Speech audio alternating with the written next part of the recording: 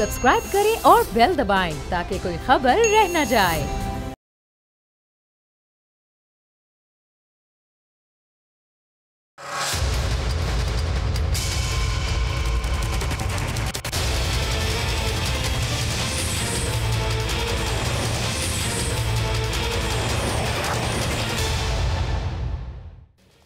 अस्सलाम वालेकुम, आप देख रहे हैं प्रोग्राम बस बहुत हो गया। मैं हूं अरबाब जहांगीर। और 2 रोज़ बाद बजट पेश होना है तो बहुत से ऐसे मामलात बजट से मुताल्लिक और हुकूमती माशी अशारियों से मुताल्लिक हैं जिन पर सवालात अपनी जगह मौजूद हैं, जिन पर बात करना बड़ा ज़रूरी है। लेकिन एक बड़ा अहम वाक़या और अफसोसनाक वाक़या कनाडा के सूबे ओंटारियो में पेश आया, उस पर बात करना भी बहुत ज़्यादा ज़रूरी है। वहाँ पर पाकिस्तानी निजात मुसलमान ख़ानदान के 4 अफराद को गाड़ी तले रौंद कर हलाक किए जाने के बाद पूरी दुनिया की जानिब से अब इस वाक़े की शदीद मजम्मत की जा रही है। यह वाक़या इतवार की शाम ओंटारियो के शहर लंदन में पेश आया जब 20 साला मकामी शख्स ने अपनी गाड़ी पाकिस्तानी ख़ानदान पर उस वक्त चढ़ाई जब वो अपने घर के बाहर चहलकदमी कर रहे थे।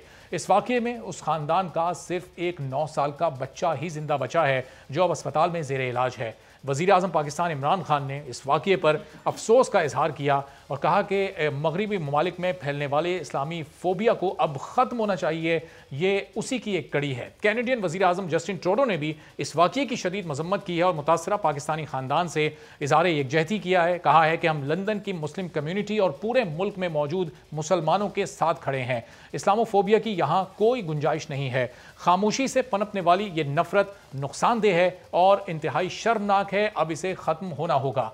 वज़ीर ख़ारजा शाह महमूद कुरैशी ने कहा है कि ये एक दहशतगर्दी का वाक़या है और कैनेडियन माशरे का इम्तिहान है। हर जानिब से इसकी मजम्मत की जा रही है, लेकिन ये अफसोसनाक वाक़या क्यों पेश आया, इसके पीछे जो सोच है, इस सोच कैसे किया जा सकता है। पूरी दुनिया में वज़ीर आज़म पाकिस्तान इमरान खान ने इस्लामोफोबिया के ख़िलाफ़ आवाज़ बुलंद की है, लेकिन यह आवाज़ क्या इतनी तवाना नहीं, क्या ये इतनी मौसर नहीं कि इस सोच के ख़िलाफ़ वो कोई कारी ज़रब लगा सके। इस पूरी सूरत हाल पर गुफ्तगू करते हैं और जो मुल्क के मुआशी सूरत हाल है, जो आने वाला बजट है, उस पर भी आगे चलकर बात करेंगे। खुर्रम दस्तगीर साहब मुस्लिम लीग नून के सीनियर रहनुमा हमारे साथ मौजूद हैं। तो खुर्रम साहब, ज़ाहिर है बजट पर आने से पहले इस वाक़े से मुतालिक बात करना बड़ा ज़रूरी है क्योंकि इस्लामोफोबिया पूरी दुनिया में एक बहुत बड़ा मसला बन गया है। इस्लाम को दहशतगर्दी से जोड़ना, इस हुकूमत ने, माजी की हुकूमतों ने भी ज़ाहिर सिलसिले में अपनी अपनी आवाज़ उठाई है, लेकिन ये सिलसिला ख़त्म क्यों नहीं हो रहा पूरी दुनिया से? क्या समझते हैं आप?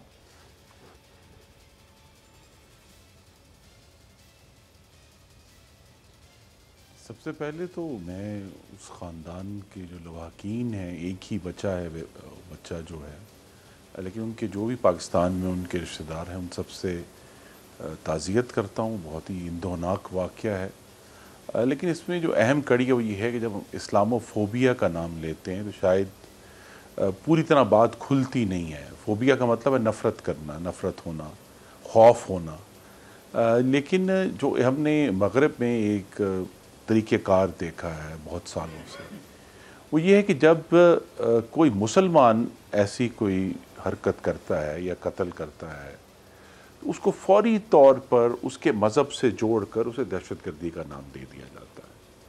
जबकि अगर कोई सफ़ेद फार्म या कोई और यूरोपियन ये काम करता है तो पहला ये होता है कि जी ये कोई लोन रेंजर है, कोई अकेला, या ये पागल आदमी है जिसने ऐसा कर दिया है, या ये कोई नफ़रत में अंधा हो गया था। तो दहशतगर्दी का लफ्ज़ इस्तेमाल करने से जो मगरबी मीडिया भी है और मगरबी जो इदारे हैं वो कतराते हैं, जबकि मुसलमानों के मामले में वो फौरी तौर पर उसे दहशतगर्दी करार दे दिया जाता है। तो हमें सबसे पहले इस बात पे क्लियर होना चाहिए कि ये जो ओंटारियो में एक पाकिस्तानी नज़ाद कैनेडियन ख़ानदान के साथ हुआ, ये दहशतगर्दी थी और इसको इसी तरह ट्रीट करना चाहिए जिस तरह यूनाइटेड नेशंस में और दूसरे जो बैन अवी इदारों में जो दहशतगर्दी के ख़िलाफ़ करारदादे हैं उन पे ये इशू उठना चाहिए कि भाई जब अगर मुसलमान उसका बन रहे हैं, विक्टिम हुआ बन रहे हैं, तो फिर ये भी दहशत, पहली तो बात ये है। दूसरा ये है कि इस्लामी दुनिया जो है इस वक्त उसमें जो डिवाइड है, जो अगरचे हमेशा से है, जिसकी बुनियाद शिया और सुन्नी की बुनियाद थी, जो कि अब सऊदी अरब और ईरान के दरमियान मुखासमत बन गई है, उसकी वजह से इस्लामी दुनिया में वो इत्तेहाद कायम नहीं रहा जिसकी वजह से आवाज़ वो तवाना हो सके। तो वज़ीर आज़म पाकिस्तान ने भी ये बात उठाई है, उससे पहले कि वज़राए आज़म ने बात उठाई है, लेकिन चूँकि इस्लामी दुनिया यक ज़ुबान होकर ये बात नहीं करती, और इस्लामी दुनिया अभी भी इतने साल हो गए हैं, और चूँकि अभी हालिया हफ्तों में फ़लस्तीन का मामला बहुत उठा, जिसके ऊपर ये तमाम बहसें जो हैं आज से 30 साल पहले 40 साल पहले हो चुकी हैं कि जो मुसलमान हैं उनकी मीडिया पे प्रोजेक्शन ठीक नहीं है। आज भी अगर आप देखें तो मगरबी मीडिया पर मुसलमानों की नुमाइंदगी करने वाले, मेरा ख्याल है आप उन्हें एक हाथ की उंगलियों पे गिन सकते हैं इतने सालों बाद भी। तो मुसलमानों की बात करने वाले, आवाज़ उठाने वाले, उनकी कमी है, मगरबी मीडिया के अंदर भी ये कमी है, और उसकी वजह से ये जो फोबिया है, जो नफ़रत है या खौफ है इस्लाम का, उसकी जो मगरब में 2008 के बाद से जो मुआशी रिसेशन आई है, उसकी वजह से भी ये ब्लेम किया जाता है कि जी ये इमिग्रेंट्स हैं, ये आके हमारी नौकरियों पे नौकरियां ले लेते हैं, इनकी वजह से हमारी मुआशी हालत ख़राब है। तो वो जो मुआशी ख़राबी में तासुब शामिल हो जाता है, फिर मजहबी तासुब शामिल हो जाता है, और वो फिर इस्लामोफोबिया बन जाता है। लेकिन ये जो वाक़या यूरोप में भी, मगरबी इसके बाद तो जो हज़ारों और लाखों की तादाद नॉर्थ अमेरिका में भी ये तमाम मिसालें मौजूद हैं, और इस तरह के दूसरे ममालिक में मुसलमान बसते हैं, इंटरनेशनल पैटर्न है। वो उन्हें तो अपनी और अपनी फैमिली के जानों को इस वक्त खतरा महसूस हो रहा होगा। अब उनके जहन से अपनी इन जानों के खौफ को फिर कैसे निकाला जाए, क्या किरदार अदा करें, अगर ब्रीफली आप बता दें, फिर जरा बजट की तरफ आते हैं।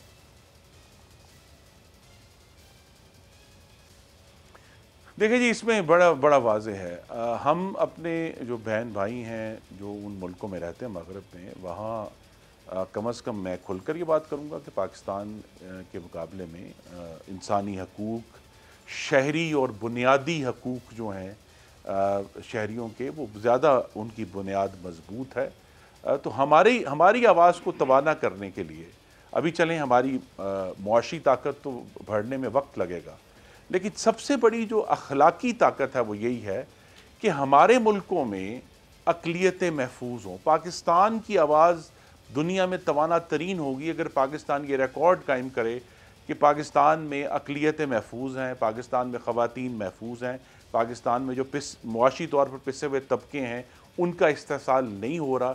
हम ये जब दुनिया को दिखा सकेंगे, फिर जब हम आवाज़ उठाएंगे इस्लामोफोबिया की, तो वो पहले से कई दफ़ा तवाना होगी। तो चैलेंज एक दफ़ा फिर हमारा इंटरनल है कि हम अपने मुल्क के अंदर अपने जो शहरियों का जो तकद्दुस है, उनके जो आइन में हकूक़ हैं, उनको यकीनी बनाए। और मैं मुंतखब नुमाइंदा होने के नाते ये अपनी बहुत बड़ी जिम्मेदारी समझता हूँ कि हम इसको यकीनी बनाएं। जब हम यकीनी बनाएंगे तो हमारी वो अखलाकी साख होगी कि जब पाकिस्तान का चीफ एग्जीक्यूटिव दुनिया में खड़ा होकर कहेगा तो उसकी बात सब सुनेंगे। सही। और खुर्रम साहब, ज़ाहिर है जो बैरून मुल्क मुसलमान बसते हैं या पाकिस्तानी बसते हैं, उनके लिए तो हम यहाँ की हुकूमत भी, अपोजिशन भी आवाज़ उठाती है, लेकिन जो अपने मुल्क में हो रहा है, जिस तरह कल जो अफसोसनाक वाक़या पेश आया, 2 ट्रेनें आपस में टकरा गई, एक ट्रेन ट्रैक से उतर गई, 50 से ज़ायद लोग उसमें अपनी जानों से चले गए। आपके अपने दौर हुकूमत में भी इस तरह के 750 वाक़यात पेश आए, इस दौर हुकूमत में भी 550 वाक़यात पेश आ गए। कमेटीज़ बनती हैं, एहतसाब होता नहीं है, जो जिनकी गलती होती है, जिनकी गफलत होती है, उनकी सज़ाओं को उनको फ़िक्स नहीं किया जाता, इसलिए फिर ये पैदर पे वाक़यात पेश आते रहते हैं और एक दूसरे पर फिर ये इल्ज़ामात का सिलसिला लगता रहता है। इन चीज़ों पर भी आवाज़ उठनी चाहिए और ये भी अपने मंतकी अंजाम तक पहुँचने चाहिए।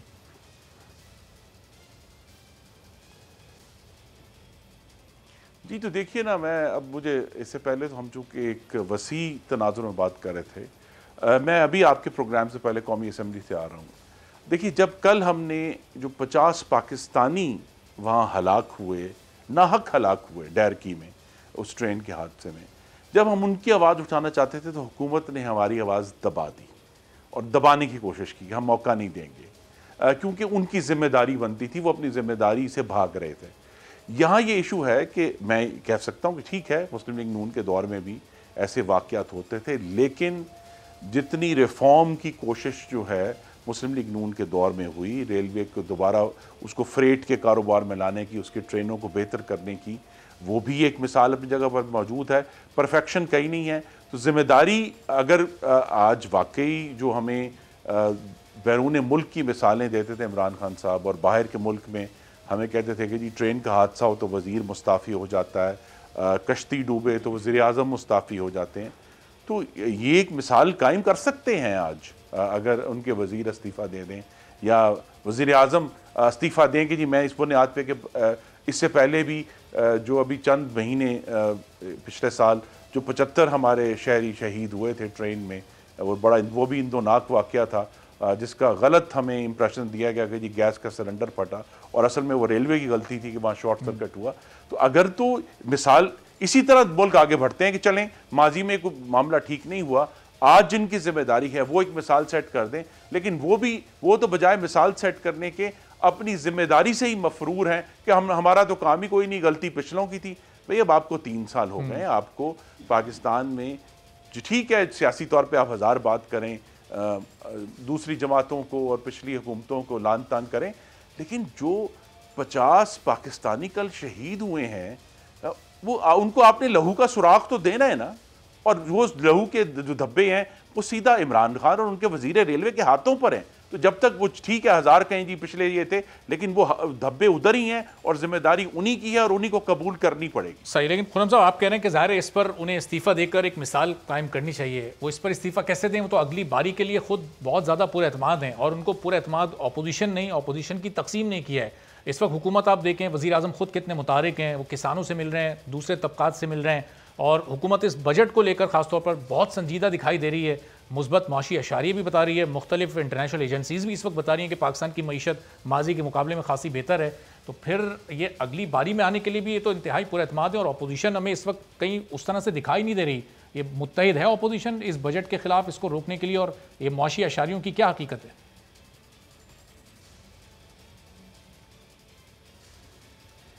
जी पहले तो अगर आप किसी की पुश्त में 6 इंच लंबा खंजर घोंप दें और फिर 2 इंच दोबारा निकाल लें तो वो उसको रिलीफ नहीं कहा जा सकता। पाकिस्तानियों की ज़िंदगियाँ इस हुकूमत ने अजियत बना दी हैं। लोगों को ये फ़ैसला करना पड़ता है कि वो अपने बूढ़े वालिदैन की दवाई ख़रीदें या बिजली का बिल दें, अपने बच्चों को रोटी खिलाएं या अपने बच्चों के स्कूल की फ़ीस दें।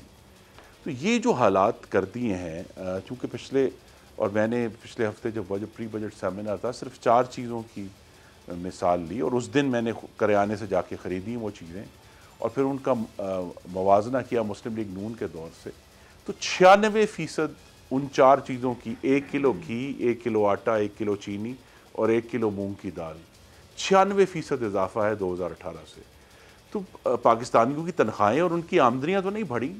तो मुआशी इशारिये देखें जो मर्जी बता दें। पहली बात तो ये है मसलन करंट अकाउंट डेफिसिट है। करंट अकाउंट डेफिसिट से आपको भी अपने नाजरीन को ज़रूर इन्फॉर्म करना चाहिए कि करंट अकाउंट अगर पॉजिटिव हो तो उससे जीडीपी नहीं बढ़ता।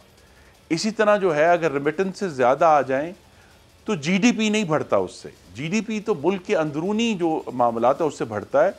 तो ये इनके जो इन्होंने ज़बरदस्ती ये जाहिर करने के लिए कि जी हमारे बहुत मईशत इम्प्रूव हो रही है, ये अजीब बात है कि जो क्लेम करते हैं कि देखें जी गंदम की फसल बहुत बड़ी हुई है, इसकी वजह से जीडीपी बढ़ गया। झूठ ना बोले, नंबर जीडीपी का जो भी निकाला है इन्होंने, सच्चा या झूठा, वो 31 मार्च 2021 तक का है और 31 मार्च 2021 तक ये गंदम की बम्पर फसल नहीं आई थी। तो ये वैसे ही गलत है। और उसके साथ ही पाकिस्तान की जो सबसे मेजर इंडस्ट्रियल कैश क्रॉप है कॉटन, जो कपास है, उसकी 30 साल में सबसे कम फसल 2020-21 में इस सीजन में हुई। 5.7 मिलियन आपकी जमात की और आपकी नजर में फिर इस वक्त जीडीपी का रियल हकीकी फिगर क्या है? और अभी माजी में हम देखते थे जो ये मूडीज और इस तरह की और इंटरनेशनल रेटिंग एजेंसीज हैं वो भी पाकिस्तान की मईशत को मनफी दिखाती थी, लेकिन इस वक्त वो भी जो हुकूमत का बयानिया उसी को कोट कर रही हैं। तो क्या इंटरनेशनल एजेंसीज को भी हुकूमत ने अपने साथ मिला लिया? नहीं, देखिए ना जी, इसमें मसलन जो डेटा है, कंजम्पशन का डेटा जो है, उस पर चूँकि पाकिस्तान का अभी भी जो तमाम रिटेल सेक्टर है सवाए चंद बड़े शहरों के, वो टोटली अनरेगुलेटेड है, उसकी कोई डॉक्यूमेंटेशन नहीं है। तो हुकूमत की मर्जी है वो बढ़ा दे कि जी कंजम्पशन जो है वो 15% बढ़ गई है तो ऑटोमेटिकली जीडीपी बढ़ जाएगा। इस तरह की और भी इन्होंने ट्रिक्स किए हैं। हालांकि जो कपास की हालत हुई है और कपास की वजह से हमें बहुत बिलियंस ऑफ डॉलर्स की कपास इंपोर्ट करनी पड़ी है। ये जो इंपोर्ट की कहानी है ये तो हुकूमत आपको बता नहीं रही कि इस साल जो है पाकिस्तान की इंपोर्ट जो है तकरीबन मुस्लिम लीग नून का जो आखिरी साल जिसको बड़ा ये मतून करते थे उसके बराबर होगी। 55 बिलियन डॉलर्स की इंपोर्ट होने जा रही है, जो उसके अगेंस्ट जो है वो एक्सपोर्ट अभी भी 24 साढ़े 24 से नहीं ऊपर जाएगी। तो वो जो इतना बड़ा ट्रेड डेफिसिट है वो तो अल्लाह ताला का हमें सबको शुक्रगुजार होना चाहिए कि पाकिस्तानी जो रेमिटेंसेस हैं उनमें इतना इजाफा हुआ है हालिया हालात की वजह से, जो पूरी दुनिया में मनी लॉन्ड्रिंग के खिलाफ कवानीन बने हैं और ये जो कोविड की वजह से क्राइसिस आए हैं और लोग ट्रैवल नहीं कर सके, तो पाकिस्तानियों की जो रेमिटेंसेस हैं उन्होंने पाकिस्तान को बूस्ट दिया है। वरना इस साल 30 बिलियन डॉलर का ट्रेड डेफिसिट होगा। अब ट्रेड डेफिसिट जो है अगेन उससे जीडीपी पर फर्क नहीं पड़ता, लेकिन इश्यूज रेज हो जाते हैं। तो इस हुकूमत की कोशिश ये है कि असल में इकोनॉमी ग्रो नहीं, इकोनॉमी हमारी पार्टी की नज़र में मैक्सिमम उसकी जो ग्रोथ है वो 2.1% है, उससे आगे नहीं है। लेकिन इन्होंने कहा है कि ठीक है जी कंजम्पशन बढ़ गई है। अब देखें ना जी, बड़ी गाड़ियां कहते हैं जी बड़ी गाड़ियां बहुत बिक रही हैं। अच्छा जी ठीक है बिक रही होंगी, लेकिन जो लोग अब जो गुर्बत के नंबर्स हैं वो गवर्नमेंट जानबूझकर पब्लिश नहीं करती गलत, ताकि उनको पता है कि बहुत ख़राब नंबर्स हैं। कम अज़ कम ये तखमीना कंसेंसस इस पर आ गया है इकोनॉमिस्ट का कि एटलीस्ट 2 करोड़ पाकिस्तानी खते गुर्बत से नीचे गए हैं पिछले 3 सालों में। और खते गुर्बत से नीचे जाने का मतलब ये है कि 6 अफराद के ख़ानदान की माहाना तनख्वाह 18,000 से कम। इसका मतलब है कि इस हुकूमत के आने की वजह से 2 करोड़ पाकिस्तानियों के पास आज रात अपने बच्चों को खाना खिलाने के लिए नहीं है। इसलिए हम वाकया देख रहे हैं कि लोग अपने बच्चों को जहर दे रहे हैं, फिर बाप खुद ने जहर खा लिया और माँ ने जाके पुलिस में इतराफ किया कि हाँ जी ये तो हमने खुद अपने बच्चों को मारा है। इन तमाम लोगों के पास, इस अवाम के पास ज़ाहिर है दो ही ऑप्शन हैं। इंतनाक वाकयात हैं, ये जो अजियत है, या तो हुकूमत जो है इसको फील गुड फैक्टर के ऊपर या हुकूमत या ऑपोजिशन की कोशिश कर रही है। अब अवाम इस वक्त देख रही है कि हुकूमत मईशत को चाहे बहुत आहिस्ता आहिस्ता लेकिन इस्तेहकाम की तरफ लेके जा रही है, मुआशी अशारिया में बता रही है। और अपोजिशन की तरफ हम देखें तो वो आपस की लड़ाइयों में एक इत्तेहाद बना के उस इत्तेहाद को तोड़कर अब फिर उसको कवर करने की पोजीशन में अलग अलग 2 अपोजिशन इस वक्त चल रही हैं। अवाम इस वक्त किस पर भरोसा करें, तकसीम अपोजिशन पर या फिर उस हुकूमत पर जो कि आहिस्ता आहिस्ता मईशत को इस्तेहकाम की तरफ लेकर जा रही है?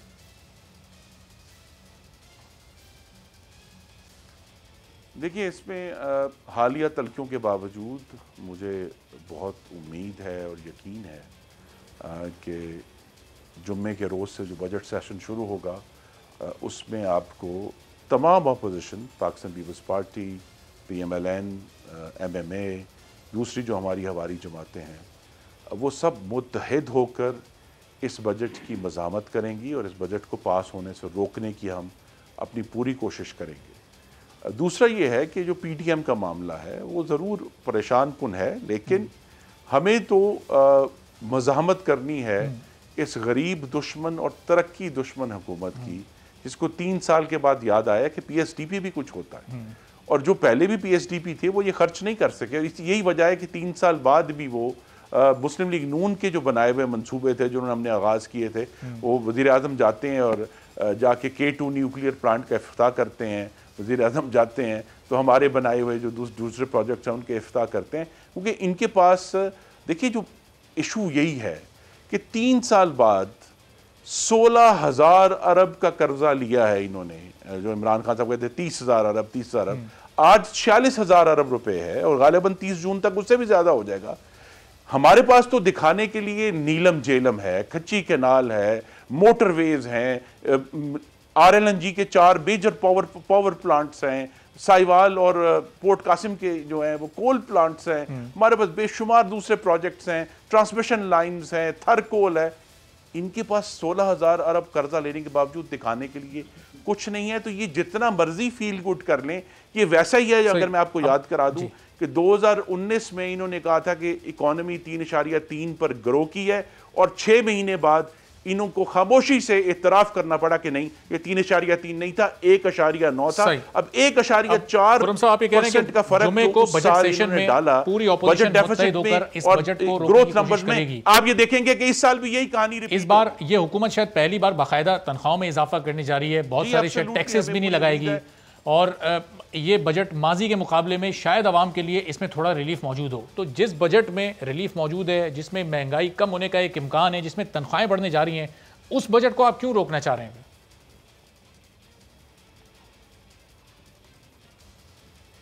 जी, महंगाई तो कम नहीं हो रही, ये तो बड़ा क्लियर है, क्योंकि महंगाई बढ़ने की वजूहात जो हैं, तीन तो मुआशी हैं कि इन्होंने डिवैल्यूएशन की, 13.25 के ऊपर इंटरेस्ट रेट ले गए, इन्होंने नोट बहुत छापे हैं, हर साल 18% मनी सप्लाई अगर गंदम और गन्ने की बम्पर फसल होगी और जब वो सब मार्केट में आएगा तो ऑटोमेटिकली उसकी कीमतें कम हो जाएंगी, तो महंगाई पर एक फर्क तो पड़ेगा। नहीं, तो मैं अरबाब साहब यही तो जानना चाह रहा हूं, ये सवाल मैंने किया भी है कि अब गंदम की जो फसल है, जून शुरू हो चुका है, पूरी तरह जो सबसे पूरे साल में सबसे वाफर गंदम इस महीने में होनी चाहिए, उसके बावजूद आज भी आटा 80 रुपए किलो बिक रहा है। तो यहां कहीं ना कहीं बहुत बड़ी खराबी और करप्शन और स्मगलिंग मौजूद है कि किसान से कीमत बढ़ाने के बावजूद 1800 रुपये ली गई गंदम का आटा जो है वो 3200 रुपये मन क्यों बिक रहा है? इसका मतलब बहुत बड़ी खराबी है। इसी तरह हमें जो कहानी सुना दी ना जी कि जी देखें जो है चीनी की बहुत बड़ी बम्पर क्रॉप हुई है। भाई बम्पर क्रॉप हुई है तो चीनी 110 से नीचे क्यों नहीं आती? इसका मतलब यह है कि या तो बम्पर क्रॉप नहीं हुई या कहीं ना कहीं बहुत मेजर चोरी और स्मगलिंग मौजूद है कि आज भी अवाम 110 रुपए किलो चीनी खरीदने पर मजबूर हैं।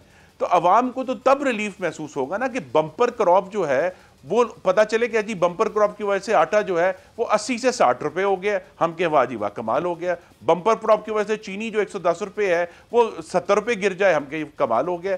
ये जब आटा 80 से 50 रुपए आएगा, चीनी जो है 110 से 60 पर आएगी, फिर अवाम को रिलीफ फील होगा, फिर हुकूमत को कोई सियासी फायदा हो रहा है। अभी तो फिलहाल जो इनके तमाम जो नालायकी है, बद इंतजामी है, उसका पाकिस्तान के अवाम को कोई रिलीफ नहीं है। अलबत्ता अखबार और मीडिया के लिए बहुत अच्छी फील गुड खबरें। सही। अच्छा खुर्रम साहब, ज़ाहिर है अब ये सिंध खास तौर पर वफाक पर इल्ज़ाम लगाता है कि उसको प्रॉपर फंड्स नहीं मिल रहे, पानी में उसका हिस्सा नहीं मिल रहा। ये जो फंड्स की तकसीम होती है चारों सूबों में, ये इसका फार्मूला क्या होता है, किस बुनियाद पर होती है? ये इक्वली होती है या फिर आबादी के हिसाब से या रकबे के लिहाज से? चूंकि आप ज़ाहिर मुतल्लिका पोर्टफोलियो पर भी रहें तो आप इस पर बेहतर रोशनी डाल सकते हैं।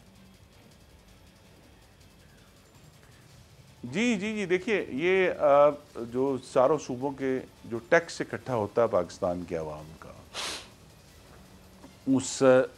वो बुनियाद है जिसको फिर डिवाइड होना है वफाक में और चारों सूबों में। और चारों सूबों में जो इस वक्त जो फार्मूला है वो 2009 में सेटल किया गया था कि आबादी भी है उस सूबे में, जो गरीब लोगों की तादाद भी है, बलूचिस्तान को अकोमोडेट करने के लिए जो उसका रकबा है यानी पॉपुलेशन पर स्क्वायर माइल वो भी एक फैक्टर है।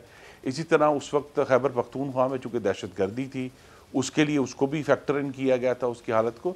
तो एक थोड़ा सा पेचीदा फार्मूला है जिसके तहत मेनली तो आबादी है लेकिन उसको मॉडिफाई किया गया है कि पंजाब को सिर्फ आबादी की बुनियाद पे जो है तो पंजाब का हिस्सा उस वक्त शहबाज शरीफ साहब चूँकि वज़ीर आला थे, उन्होंने खुद भी थोड़ा सा हिस्सा जो है पंजाब का वो बलूचिस्तान को खुद ऑफ़र किया था कि हम आपको इतने परसेंटेज जो है वो ऑफ़र करते हैं। तो ये एक फार्मूला है और लगा बंदा फार्मूला है, अब तो कोई इसमें सीक्रेट नहीं है।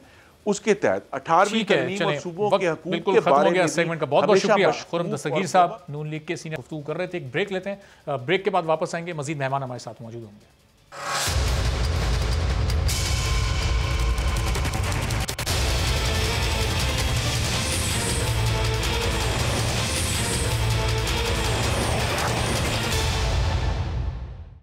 प्रोग्राम में एक बार फिर आपको खुशामदीद कहते हैं। और ज़ाहिर 11 जून जुमे के रोज़ ये बजट आना है। अपोजिशन ये दावा कर रही है कि अपोजिशन मुत्तहिद होकर इस बजट को रोकने की कोशिश करेगी। अभी खुर्रम दस्तगीर साहब भी यही फरमा रहे थे कि पीपल्स पार्टी अनकंडीशनली उनके साथ मौजूद होगी और बिलावल भुट्टो खुद इस बात के बारे में बात कर चुके हैं। लेकिन अमली तौर पर पार्लियामेंट से बाहर इस वक्त अपोजिशन खासी तकसीम दिखाई देती है। नून लीग के दरमियान और पीपल्स पार्टी के दरमियान तलखियाँ और रंजिशें कुछ बढ़ती जा रही हैं। गो के दोनों जानिब से दावे किए जाते हैं कि इन रंजिशों को, दूरियों को, तलखियों को ख़त्म करना है, लेकिन फिर कोई ना कोई ऐसा बयान सामने आ जाता है, जिसके बाद ये दूरियां मजीद बढ़ जाती हैं। कल बिलावल साहब ने क्या कहा, जरा ये सुन लीजिए, फिर चौधरी मंजूर साहब पाकिस्तान पीपल्स पार्टी के सीनियर रहनुमा हमारे साथ मौजूद हैं, उनसे गुफ्तगू का आगाज करते हैं। पहले बिलावल साहब का शॉट सुन लीजिए।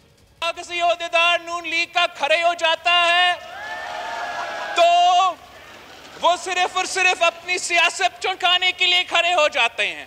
सर ये कागजी ओहदेदार है, इसका कोई हैसियत ही नहीं है, ये पता नहीं क्यों आपके सामने ऐसे बात कर रहे हैं।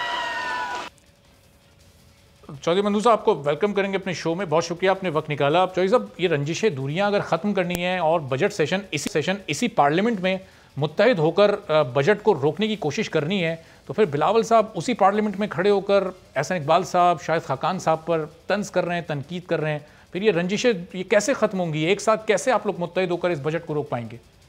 नहीं, देखिए ये कुछ नॉर्म्स हैं पार्लियामेंट की। जब अपोजिशन लीडर शहबाज शरीफ हैं, एक दिन ऐसा भी हुआ शहबाज शरीफ को टाइम ना दिया गया, राजा परवेज अख्तर साहब को टाइम दिया गया, तो उन्होंने खुद उठकर कहा कि मैं अपना जो टाइम है वो अपोजिशन लीडर को देता हूँ, अपोजिशन लीडर है वो बात करें। तो जिस तरह से जो पार्टी हेड्स होते हैं उनका भी बहुत एहतराम होता है इसी तरीके से। तो जब एक माइक मिलता है तो अगर अपोजिशन लीडर नहीं है तो फिर जो पार्टी हेड्स हैं उनको बात करनी देनी चाहिए, बाद में बाकी लोग बात करते।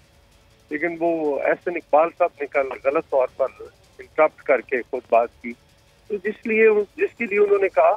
लेकिन उससे पहले बिलावल साहब तो कह चुके हैं कि हम तैयार हैं, हम अपने गैर मशरूत तौर पर मैं अपने लोगों को अपोजिशन लीडर के हवाले करता हूँ। अगर वो गिराना चाहते हैं इस वक्त गवर्नमेंट को, तो अपोजिशन वो बजट जो है वो पास ना होने दें। सही। तो साहब, क्या पीपल्स पार्टी नतीजे में गवर्नमेंट गिर जाएगी? हाँ, तो पीपल्स पार्टी क्या समझती है कि ये जो इस वक्त अपोजिशन तकसीम है, पीडीएम की तकसीम, इसमें एहसन इकबाल साहब का या शाहिद खाकान साहब का कोई कलीदी किरदार है? क्योंकि पार्टी के सदर तो शहबाज शरीफ साहब हैं, क्या ये दोनों उनसे भी ज़्यादा ताकतवर हैं जो ये इस इत्तेहाद को कायम नहीं होने दे रहे? ये तो मेरे ख्याल वही बता सकते हैं, लेकिन ताकत है कि नहीं है, लेकिन स्पॉइलर जरूर है। मैंने इनका, आपको याद होगा कि मैंने कहा था कि ये जो है सियासी टारगेट किलर्स हैं, लंदन के जो पीपल्स मुस्लिम लीग लंदन है उसके सियासी टारगेट किलर्स। तो फिर चौधरी साहब, ये जो अभी ये इत्तेहाद सिर्फ ये एक दिन के लिए 11 जून को बजट सेशन की हद तक होगा, या फिर उसके बाद हम ये देख सकते हैं कि शायद पीडीएम में एएनपी या पीपल्स पार्टी की वापसी उस 11 जून को सामने रखते हुए हो जाए, क्योंकि उस एक दिन तो आप लोग मुत्तहिद होंगे? देखिए, इसके कई चीजें होते हैं कि आपने कहाँ से क्या करना है, कैसे करना है, ये सारी बातें होती हैं। ये लफ्ज़ी गोलाबारी भी चलती रहती है, लेकिन जब हम कह दिए वो करें तो वो गिराए, हम उनके साथ हैं। जब कह दिया तो फिर इसका मतलब कह दिया। पंजाब में भी है। लेकिन चौधरी साहब, अब इस वक्त हुकूमत चौधरी साहब हुकूमत तनख्वाहें बढ़ाने जा रही है सरकारी मुलाजमीन की, ये भी कह रही है कि महंगाई में कमी करने की इस बार पूरी कोशिश की जाएगी, नए टैक्सेस भी नहीं लगाए जा रहे। फिर ऐसे बजट को जो इस हुकूमत के माजी में दिए गए बजट से काफ़ी बेहतर होगा और रिलीफ भी आवाम को मिलेगा, आप लोग मुत्तहिद होकर क्यों रोकना चाह रहे हैं इस बजट को? कितनी तनख्वाहें बढ़ाना चाह रहे हैं? 10 या 15%, ज़ाहिर है, इससे ज़्यादा क्या बढ़ाएंगे? ये तो हर साल बढ़ती हैं। हमने 2010 में तीसरे साल जो था वो तीसरे बजट के अंदर 50% तनख्वाहें बढ़ाई, ये बढ़ाए ना 50%। इस वक्त फूड इन्फ्लेशन सिर्फ जो है वो 20% से ज्यादा। तो आप कौन सा रिलीफ मिला है लोगों को? जुबानी फिगर से रिलीफ तो नहीं है, ग्राउंड पे क्या? डेवलपमेंट बजट जीएसडीपी कितना था, उससे कितना खर्च किया बताया? ये तो मैं कहता क्या कौन सा काम किया है 3 साल के अंदर? आप बता दें। क्या सर्कुलर डेट कम कर दिया है, स्पीड मिल चला दी है, पीएए का सारा कम कर दिया है, रेलवे का सारा कम कर दिया है, रेलवे को ठीक कर दिया है, कोई और सिंपल ठीक कर दिया तो आप बता देंगे।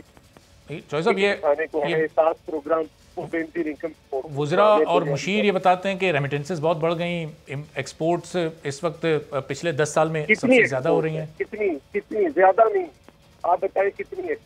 तो $25.2 कोट करते हैं कि वहां तक अब ये एक्सपोर्ट्स इन्होंने पहुंचा दिए। कितने पे ली थी इनको? कोई हमने $19 अरब लेकर $5 में $36 अरब के लेकर गए थे, नून लीग नहीं चलेगी। तो कुछ भी नहीं, ये उधर ही फिर रहे। कोई 24 पे खड़ा करके गया था, वो कहते हैं 24 पे घर पे गए, तो ये कहते हैं हमने 25 कर दी 3 सालों के अंदर। इसका मतलब $1 अरब सालाना भी नहीं बढ़ा। हमने आलमी मुआशी बहरान के बावजूद, 2 सैलाबों के बावजूद ये इतनी बढ़ाई। सही। और चौधरी साहब, इस वक्त ये जो विफाक और सिंध की इस वक्त फंड के मामले पर लड़ाई चल रही है कि सिंध को क्या विफाक हिस्सा प्रॉपर नहीं दे रहा, तरक्याती बजट उनको नहीं दिया जा रहा, पहले आप इस पर कमेंट करते हैं, फिर असद उमर साहब की जो गुफ्तगू है इससे मुतल्लिक़ आज बेहतर होता कि अगर आप असद उमर की बात चला रहे हैं तो चला देते, जिन्होंने फैक्ट्स एंड फिगर्स से बात की। अब उसके जवाब में अगर गालियां होंगी तो वो तो कोई मानी नहीं रखती, फैक्ट्स एंड फिगर्स मानी रखती। चलें जरा, क्या उन्होंने बता दिया कि कितने प्रोजेक्ट्स हमें दे रहे हैं, कौन सी इम्पोर्टेंट रोड है। ये मियाँ वाली सरगोदा बड़ी इम्पोर्टेंट रोड है हमारे नजदीक, लेकिन क्या हैदराबाद सेक्टर इम्पोर्टेंट नहीं है जिससे सारे का सारा आपका दारोमदार चला। चलें चौधरी साहब, चूंकि हुकूमती नुमाइंदगी के लिए बजाते खुद तो मौजूद नहीं है, जरा ये सुन लें, फिर मैं इस पर मजीद भी आपसे बात करता हूँ। जरा सुनाइए। सिंध को हिस्सा मिल रहा है जनाब, भरपूर हिस्सा मिल रहा है। मैं सिंध के अंदर नाले साफ कर रहा हूं, मैं कचरा उठा रहा हूं। ये वफाकी तरक्याती बजट है, ये किसी सूबे का बजट नहीं है। फैसले सूबे नहीं करेंगे, ना ये पंजाब करता है फैसला, ना ये खैबर पख्तूनख्वा करता है, ना बलूचिस्तान करता है, और ना ये सिंध करेगा। और वफाक जो है वो सिंध के अवाम के लिए काम करता है, वफाक सिंध की हुकूमत के लिए काम नहीं करता। तो चौधरी साहब, ये असद उमर साहब की अभी गुफ्तगू आपने सुनी, वो तो कह रहे हैं कि सिंध के कचरे और नाले तक हम साफ कर रहे हैं, सिंध को उसके हिस्से का बाकायदा पूरा उसका हिस्सा मिल रहा है और उसमें कहीं कोई कमी नहीं है। फिर अब सिंध हुकूमत मुस्तकिल बुनियादों पर 3 साल से हमें ये बता रही है कि उसको उसके हिस्से का पानी नहीं मिल रहा, फंड्स नहीं मिल रहे, तरक्याती बजट नहीं मिल रहा। हकीकत क्या है इसकी? 9 अरब रुपए की एलोकेशन की थी कराची के लिए, उसमें से सिर्फ 500 मिलियन रुपीस जो है वो जारी किया गया है। तो इनकी बात, वो इनके झूठे दावों पर जाने की बजाय ग्राउंड पे क्या है उस पर बात करें। अगर कोई एहसान कर रहे हैं, 16 सीटें कराची से PTI के पास है, क्या दे रहे हैं कराची? 500 million rupees. शर्म नहीं आती है इनको बातें करते हैं। तो चौधरी साहब, वो जो 1100 अरब का पैकेज सिंध हुकूमत के साथ मिलकर कराची कमेटी बनी थी, वो सब कुछ साथ प्लान हुआ था, उस पर कोई अमल दरामद नहीं हो रहा, फिर अमल नहीं हो रहा, तो सिंध हुकूमत फिर वो मुतालबा नहीं कर रही इनसे उस पर अमल करने का, क्योंकि वो तो प्राइम मिनिस्टर ने खुद उसका ऐलान किया था। तो आज पूरी प्रेस कॉन्फ्रेंस की है, मुतालबों का क्या होगा? कुछ भी, उससे क्या फर्क पड़ता है? सवाल ये है कि जो ऐलान करने वाले हैं, जो आज भी इसमें दावे कर रहा था कि मैं कचरा उठा रहा हूँ, ये कर रहा हूँ, वो बताएं लोगों को, बताएं कि क्या उससे क्या दे रहे हैं आप तो सारी जगहों पे आपके इलेक्शन हार रहे हैं, सारी जगहों पे आप लोग तू कर रहे हैं, आप फिर भी झूठे दावे और वादे अभी भी वो समझ रहे। ये तो हुकूमत पता नहीं कहाँ पे कर रहे हैं। तो कोई बात, किसी बात में कोई वजन नहीं है, और हुकूमतों में लोग बातें करते हैं, उसके नताइज नहीं मिलते। ये तो अब भी झूठ बोल रहे हैं, जैसे पहले कंटेनर पे गए और सब झूठ बोलते हैं। बहुत बहुत शुक्रिया। पीपल्स पार्टी के सीनियर रहनुमा चौधरी मंजूर साहब हमारे साथ मौजूद थे, और आने वाले दिनों में बजट को कैसे अपोजिशन ने मुत्तहिद होकर रोकना है और अपोजिशन की जो तकसीम है उस पर गुफ्तगू कर रहे थे। प्रोग्राम में आगे बढ़ते हैं और एक और अहम मसले पर, खासतौर पर एक्सपोर्टर्स के लिए जो बड़ा अहम मसला उस पर बात करते हैं। पाकिस्तान और भारत के दरमियान बासमती चावल की मिल्कियत की जंग अब यूरोप तक पहुँच गई है। भारत ने बासमती चावल की मिल्कियत के लिए खुसूसी ट्रेड मार्क हासिल करने के लिए दरख्वास्त यूरोपीय यूनियन में जमा करवा दी है, जिसके जवाब में पाकिस्तान ने इस दावे की मुखालफत करते हुए अपना तहरीरी जवाब भी जमा करा दिया है। भारत ने बासमती चावल की हक़ मिल्कियत का दावा करते हुए यूरोपीय यूनियन में जो दरख्वास्त जमा कराई है उसमें मौक़िफ़ इख्तियार किया गया है कि चावल की इस किस्म का मालिक दरअसल भारत है, जबकि पाकिस्तान ने भारतीय दावे के खिलाफ यूरोपीय यूनियन में तहरीरी जवाब प्रोटेक्टेड जियोग्राफिकल इंडिकेशन में जमा करवा दिया है, जिसके मुताबिक ये चावल पाकिस्तानी और भारतीय सरहदों के करीब उगाया जाता है, तो फिर सिर्फ भारत इसकी मिल्कियत का अकेले दावेदार कैसे बन सकता है। यूरोपीय यूनियन ने पाकिस्तान और भारत को मामले का खुश असलूबी से हल निकालने के लिए सितंबर तक की मोहलत दे दी है। यूरोपीय मंडियों में बासमती चावल की मांग अब बढ़ चुकी है, जिसकी तस्दीक यूरोपीय कमीशन की जानिब से जारी रिपोर्ट में भी किया गया है। अक़वाम मुत्तहिदा के आदाद शुमार के मुताबिक भारत दुनिया में सबसे ज़्यादा चावल दरामद करने वाला मुल्क है और सालाना 6.8 अरब डॉलर्स की आमदनी ये चावल से हासिल करता है, जबकि पाकिस्तान का दुनिया में चौथा नंबर है और इसकी चावल से सालाना आमदनी 2 अरब डॉलर्स है। प्रोग्राम में एक ब्रेक लेते हैं, वापस आएंगे, एक और अच्छी खबर पर बात करेंगे।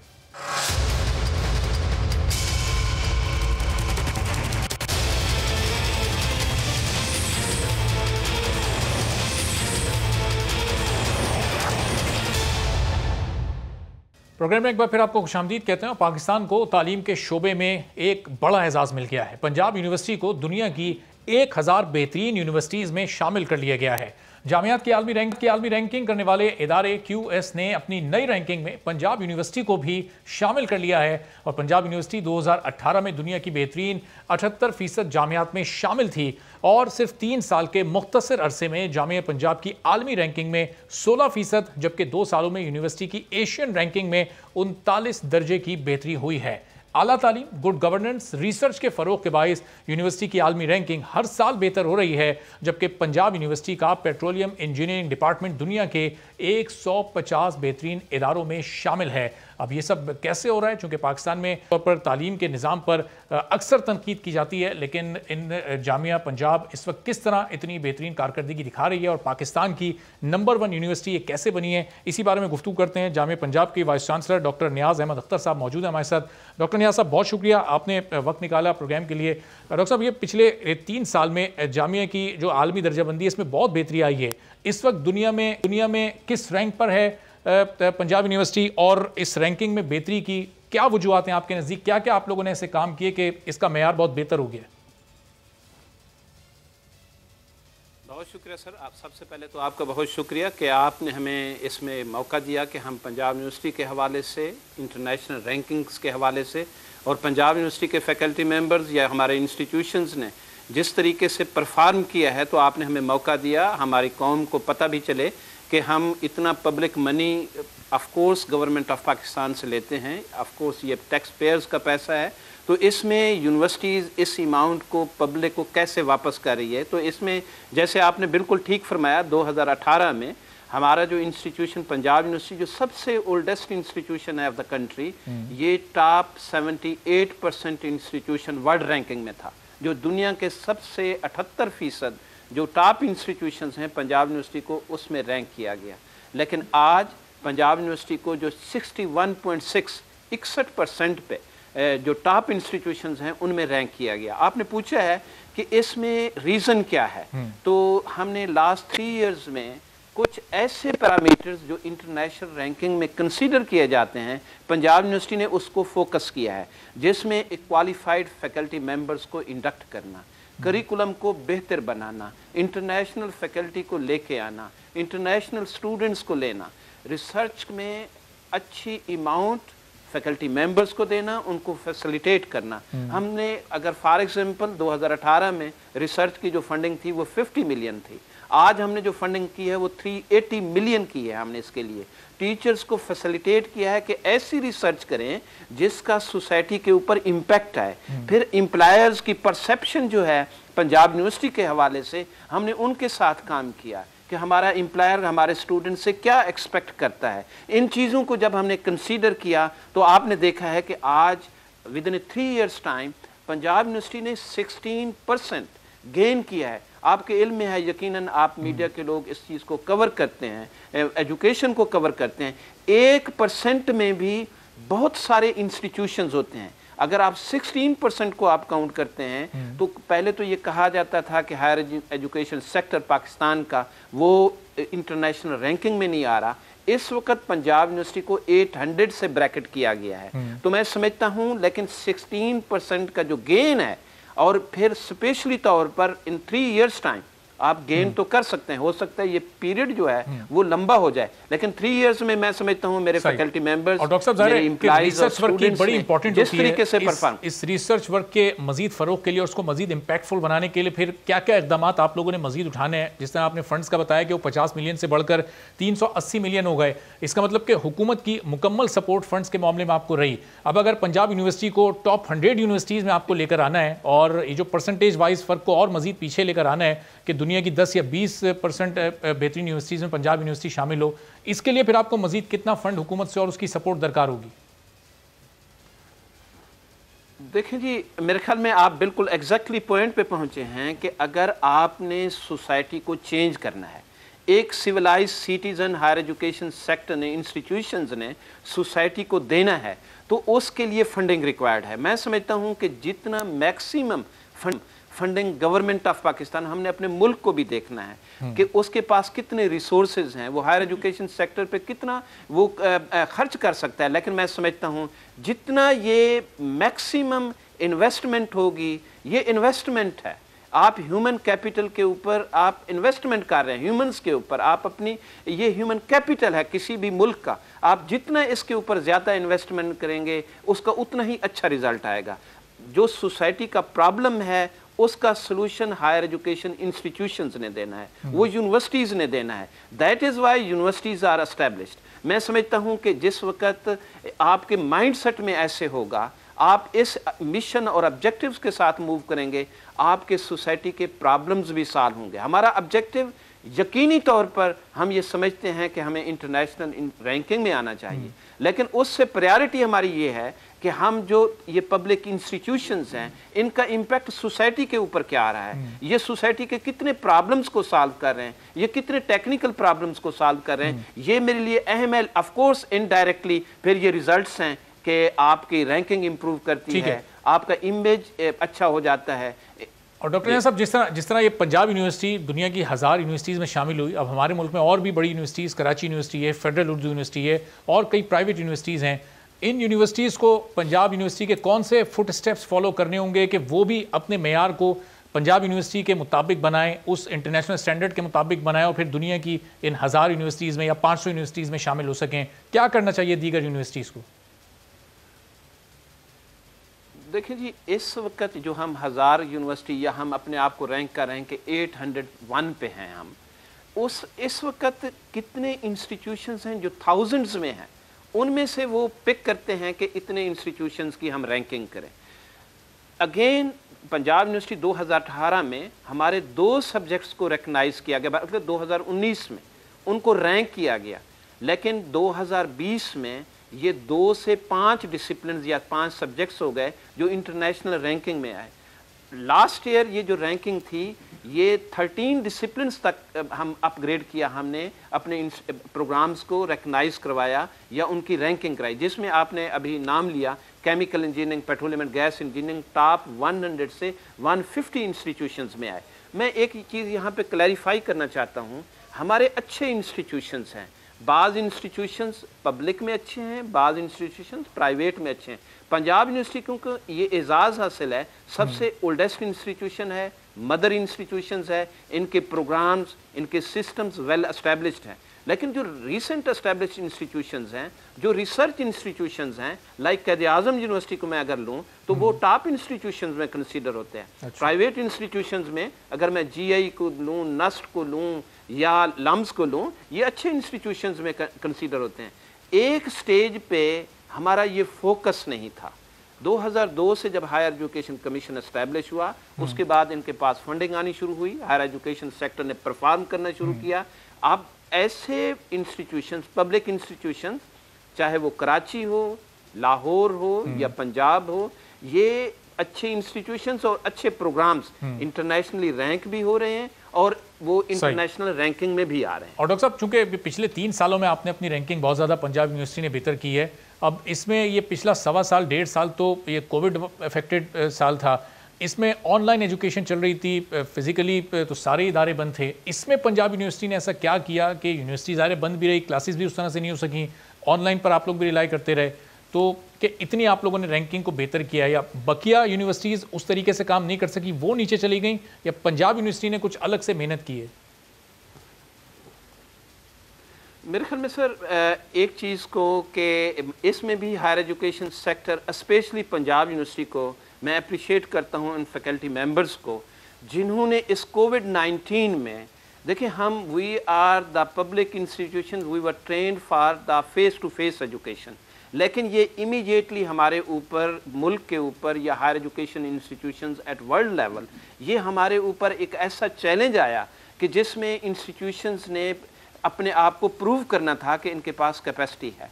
पंजाब यूनिवर्सिटी ने विद इन 10 डेज टाइम अपना सारा सिस्टम ऑनलाइन शिफ्ट कर लिया, जिसमें ऑनलाइन टीचिंग थी, ऑनलाइन असेसमेंट थी, ऑनलाइन एडमिशन्स थे। लेकिन इसका बेनिफिट हमें ये मिला कि हमारे टीचर्स ने जो क्लासेस तो वो लेनी थी उन्होंने ली, लेकिन उनके पास रिसर्च का टाइम जो है ना और ज़्यादा अवेलेबल हो गया। हमारे पास जो फंडिंग हम कंज्यूम करते थे दूसरी एक्सरसाइजेज पे, फॉर एग्जांपल मैं ट्रांसपोर्ट पे इसको यूटिलाइज करता था, मैं इनको सपोर्ट्स पे यूटिलाइज करता था, क्योंकि कैंपस ऑफ हो गया मैंने वो सारी फंडिंग रिसर्च की साइड पे, टीचर्स की बहबूद के लिए, रिसर्च की फैसिलिटेशन के लिए उसके ऊपर कंज्यूम की, जिससे आप देख सकते हैं कि उनका रिजल्ट्स भी सही। और डॉक्टर साहब आखिर में, डॉक्टर साहब ब्रीफली आखिर में बता दीजिएगा कि ये पंजाब यूनिवर्सिटी ने जो भी अचीव किया, क्या इसका क्रेडिट पंजाब गवर्नमेंट को जाता है, फेडरल गवर्नमेंट को भी जाता है, या फिर ये पंजाब यूनिवर्सिटी की अपनी ही काविश थी? मेरे ख्याल में हमें we should be fair in our opinion. मैं समझता हूं कि government of Pakistan, Punjab government और पंजाब यूनिवर्सिटी, ये तीनों गवर्नमेंट्स हैं, ये तीनों इंस्टीट्यूशंस हैं। एक गवर्नमेंट हो गई, हम उनके लिए काम करते हैं, हम उनके लिए बाजू हैं, चाहे मेरा वो फैकल्टी मेंबर्स है, मेरे स्टूडेंट्स हैं। We are working for the country, we are working for the Punjab, we are working for the whole of the Pakistan. मेरे ख्याल में ये इसमें सबका कंट्रीब्यूशन है, पंजाब गवर्नमेंट का भी है, पाकिस्तान यकीनी तौर पर funding comes from the federal government, लेकिन हम काम जो करते हैं पंजाब प्रोविंशियल गवर्नमेंट के अंदर काम करते हैं। मैं समझता हूं कि इनका क्रेडिट जो है ये गवर्नमेंट्स को भी जाना चाहिए और इंस्टीट्यूशंस और स्पेशली फैकल्टी मेंबर्स, एम्प्लॉइज और मेरे स्टूडेंट्स को मिलना चाहिए। ठीक है, बहुत बहुत शुक्रिया। Vice chancellor Punjab university doctor Niaz Ahmad Akhtar साहब मौजूद थे और बता 3 सालों में किस तरह से हर डिपार्टमेंट में, हर रिसर्च में बेहतरी आई और पंजाब यूनिवर्सिटी ने दुनिया की 1000 यूनिवर्सिटीज़ में 801वीं पोजीशन हासिल की। हम उम्मीद और दुआ करते हैं कि पंजाब यूनिवर्सिटी जल्दी दुनिया की 100 टॉप यूनिवर्सिटीज़ में शामिल हो। आज के प्रोग्राम से इजाज़त दीजिए, अल्लाह हाफ़िज़।